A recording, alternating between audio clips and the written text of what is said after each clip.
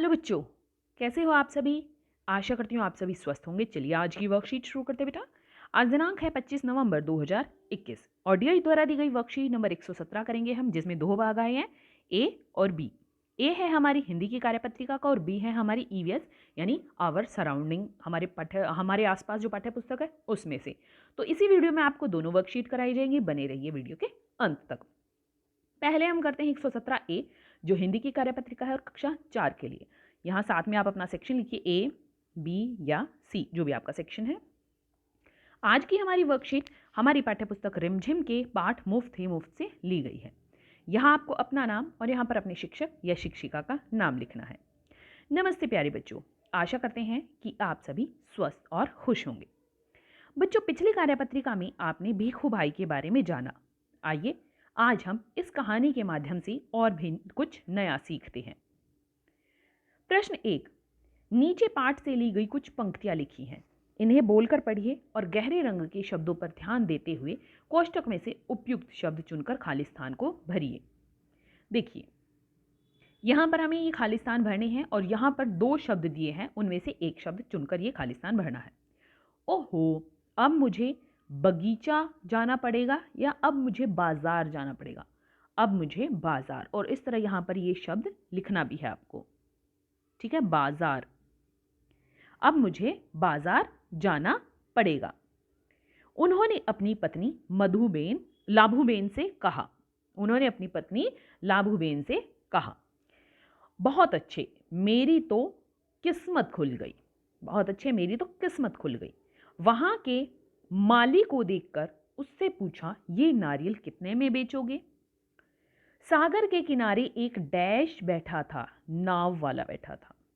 अरे डैश, एक नारियल कितने में दोगे? अरे भाई, एक नारियल कितने में दोगे? भीखू भाई अपनी डैश से टेक लगाकर सोचने लगे। भीखू भाई अपनी छड़ी से टेक लगाकर सोचने लगे। डैश अपने कंधे उचकाकर बोली, खाना है तो जाना है। लाभूबेन अपने कंधे उचकाकर बोली, खाना है तो जाना है। तो बाजार, किस्मत, माली, नाव वाला, भाई, छड़ी, लाभूबेन, ये शब्द हमारे खाली स्थानों में आएगा।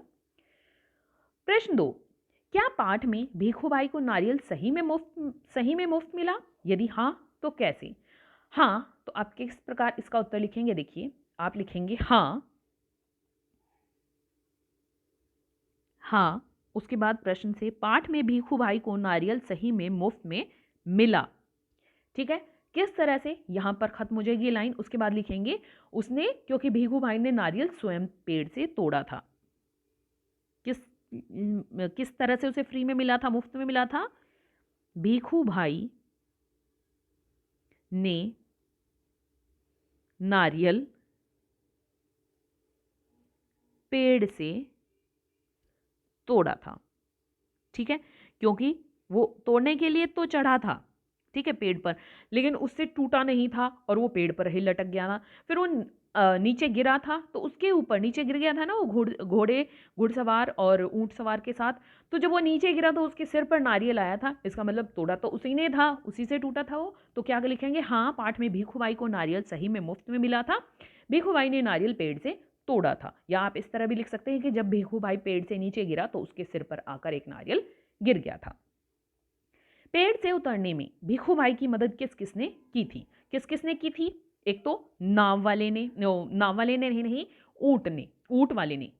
ठीक है, किस किसने की थी? ऊंट वाले ने और घुड़सवार ने। ऊंट वाले और घुड़सवार ने भीखू भाई की मदद की थी। भीखू भाई कहां से कहां तक गए, सही क्रम में लिखिए। तो भीखू भाई कहां गए थे? पहले बाजार में गए, बाजार से वो मंडी में गए। ठीक है, मंडी में उसने नारियल वाले से पूछा। फिर उसके बाद वो बंदरगाह पर गए, बंदरगाह में उसने नाव वाले से पूछा था। फिर वो बगीचे में गए, बगीचे में उन्होंने माली से पूछा था और वे अंत में पेड़ के पास गए थे। ठीक है, बाजार, बंदरगाह, नाव वाला, माली और पेड़। अभिभावकों के लिए सुझाव है, बच्चों के साथ चर्चा कीजिए कि हमें अपने लक्ष्य को पाने के लिए निरंतर प्रयास करते रहना चाहिए। तो बच्चों, आपको कार्यपत्रिका मज़ेदार लगी ना? अब बताइए आज आपने क्या नया सीखा। आज का कोविड का मैसेज है, अपने हाथों को साबुन और पानी से नियमित रूप से धोएं, तभी हम कोरोना से सुरक्षित रह सकते हैं। आज की हिंदी की वर्कशीट यहीं पर खत्म होती है बेटा। अब देखते हैं ईवीएस की वर्कशीट। देखिए ये है हमारी EVS worksheet 117B। EVS worksheet class 4 के लिए रिकैपिचुलेशन वर्कशीट। यहाँ आपको अपना नेम और यहाँ अपनी टीचर का नेम फिल करना है। नमस्ते प्यारे बच्चों, हम आशा करते हैं कि आप सभी स्वस्थ एवं सुरक्षित होंगे। बच्चों, हमने पाठ फ्रॉम द विंडो में ओमाना की यात्रा के बारे में पढ़ा। ओमाना की ट्रेन जहां जहां से गुजरी उन स्थानों के नाम, वहां की वेशभूषा और संस्कृति के बारे में जाना। आज हम इस कार्यपत्रिका में उन सभी विषयों की पुनरावृत्ति करेंगे। प्रश्न 1, नीचे कुछ वाक्य विकल्प के साथ दिए गए हैं। सही विकल्प को चुनकर उत्तर अपनी कॉपी में लिखिए। प्रश्न 1, गुजरात की राजधानी का नाम बताइए। वडोदरा, अहमदाबाद, गांधीनगर। तो गुजरात की राजधानी क्या है? गांधीनगर। प्रश्न 2, मराठी भाषा मुख्यतः कौन से राज्य में बोली जाती है? गुजरात, गोवा या महाराष्ट्र? तो जो मराठी भाषा है वो मुख्यतः महाराष्ट्र में बोली जाती है, मराठी भाषा। प्रश्न 3, राजस्थान के मशहूर व्यंजन का नाम क्या है? तो राजस्थान का मशहूर व्यंजन खीर, दाल बाटी या घेवर? तो दाल बाटी है राजस्थान का मशहूर व्यंजन। पश्चिम बंगाल के मुख्य त्योहार का नाम बताइए। ओणम, दुर्गा पूजा या तीज? तो पश्चिम बंगाल के मुख्य त्योहार का नाम है दुर्गा पूजा।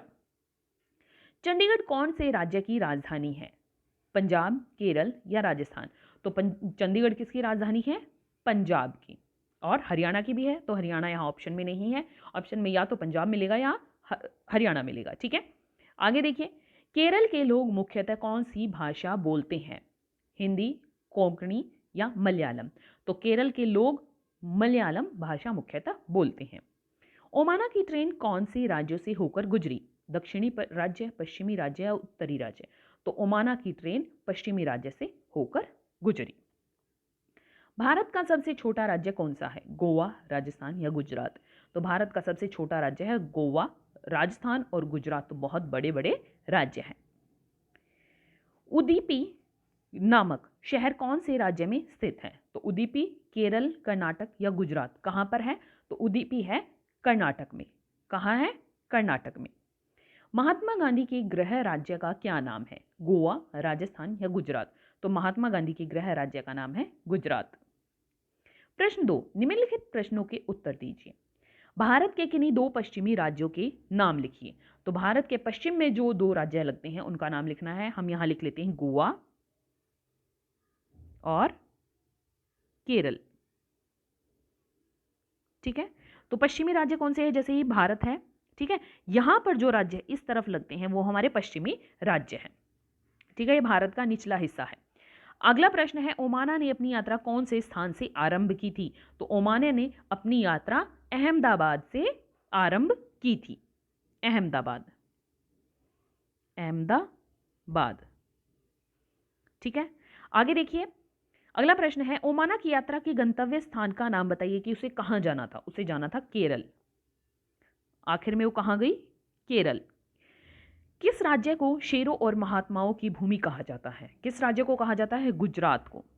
गुजरात को किसकी भूमि कहा जाता है? शेरों और महात्माओं की भूमि कहा जाता है।